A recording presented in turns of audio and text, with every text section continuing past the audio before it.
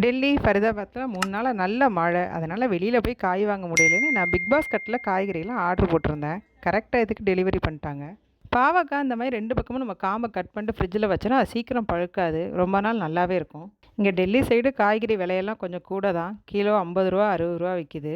நான் வாங்கின காய்கறியிலே விலை கம்மின்னு பார்த்தீங்கன்னா வெண்டைக்காய் தான். அது மட்டும்தான் கிலோ 25 ரூபா விற்றுது. கோவக்காய், குடமிளகா, புடலங்காய் இதெல்லாம் அரை கிலோ 20 ரூபா 22 ரூபா விற்றுது. காய்கறிகள்லாம் வாங்கி நான் திருப்பி இந்த மாதிரி ஃப்ரிட்ஜு டப்பா எடுத்து ரீஸ்டாக் பண்ணி வச்சுட்டேன். கையோடு வச்சிட்டோன்னா வேலை மிச்சம் இல்லையா? காய்கறியும் வீணாக போகாது. தக்காளி தான் ரொம்ப நாள் வாங்காமலே இருந்தது. விலை இங்கே டெல்லியில் கூடவே இருந்தது. இப்போ தான் கிலோ 30 ரூபாய்க்கு வந்திருக்கு. நான் 2 கிலோ வாங்கியிருந்தேன் தக்காளி மட்டும். ரொம்ப நாள் கழித்து இவ்வளோ தக்காளி பார்த்ததே ரொம்ப ஹாப்பியாக இருந்தது. உங்கள் ஊரில் காய்கறியெல்லாம் என்ன விலை விற்குதுன்னு கமெண்ட்ஸில் சொல்லுங்கள். வாங்கின காய்கறியிலேருந்து இன்றைக்கி கோவக்காய் பொரியல் பண்ணி சாம்பார் வச்சு சாப்பிட்டோம்.